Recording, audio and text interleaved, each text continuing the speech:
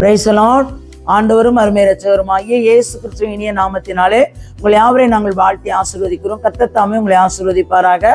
இன்றைய தேவ வார்த்தை 119வது சங்கீதம் 145வது வசனம் 149வது வசனம் சொல்லுகிறது பாருங்க. முழு இதயத்தோடு கூப்பிட்டேன், கர்த்தாவே என் ஜெபத்தை கேளும், உம்முடைய பிரமாணங்களை கை கொள்ளுவேன். அல்லேலூயா. எப்படி கூப்பிடணுமா? ஆண்டவராகிய இயேசு கிறிஸ்துவை நம்முடைய முழு இருதயத்தோடு கூப்பிடணும். அல்லேலூயா.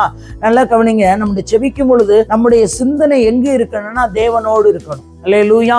தேவனை மாத்திரம் நோக்கி கொண்டு இருக்கணும். அப்ப முழு இருதயத்தோடு, அப்ப முழு இருதயத்தோடு ஆண்டவரும் நீங்களும் ரெண்டே பேர் தான் அந்த இடத்துல இருக்கிறோம் அப்படி என்று சொல்லி, ஆண்டவரே நம்முடைய பிள்ளை மகனோ மகளோ, ஆண்டவரே நான் உன் மகன் வந்து உட்கார்ந்துருக்கேன், உட்கார்ந்துருக்கேன், என் வாருங்க வந்து எனக்கு இருங்கப்பா, என் ஜெபத்தை கேளுங்க என்று சொல்லி முழு இருதயத்தோடு கூப்பிடும் பொழுது கர்த்தர் என் உங்களுடைய ஜெபத்தை கேட்கிறவராக இருக்கிறார். உங்களுடைய பிரமாணங்களை கை கொள்ளுவேன். அப்ப பிரமாணங்களை, அவருடைய பிரமாணங்கள் என்ன?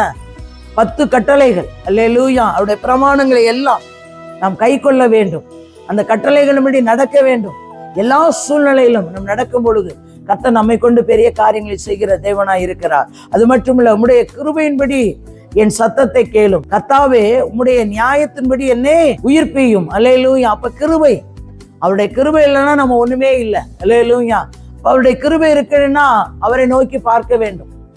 அவரை நோக்கி பார்த்த முகங்கள் பிரகாசம் அடைந்தது, வெட்கப்பட்டு போன பார்க்கிறோம். நியாயாதிபதி அவர், நீதியுள்ளவர் அவர். அல்லேலூயா. அவருடைய கிருபையின்படி இறங்குகிற தேவனாய் இருக்கிறார். நம்முடைய சத்தத்தை கேட்கிற தேவனாய் இருக்கிறார்.